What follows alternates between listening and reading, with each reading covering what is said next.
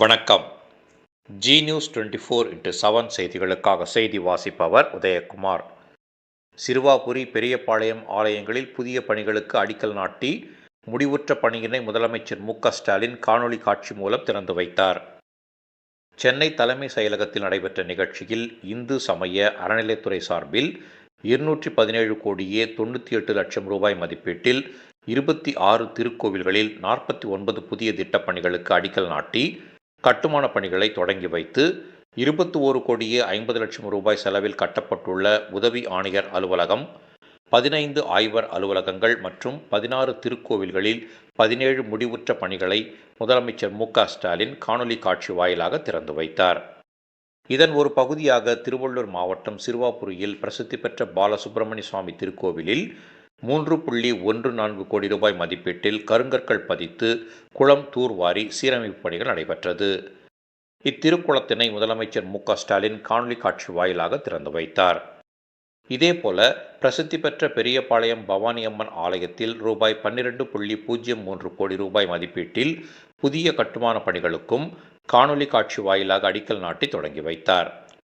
பெரியபாளையம் பவானியம்மன் ஆலயத்தில் 7 நிலை ராஜகோபுரம் ஒன்று, 5 நிலை ராஜகோபுரங்கள், 3 மேற்கு பிரகாரத்தில் உபசன்னதிகளின் கட்டுமான பணிகளை முதலமைச்சர் காணொலி காட்சி வாயிலாக தொடங்கி வைத்தார்.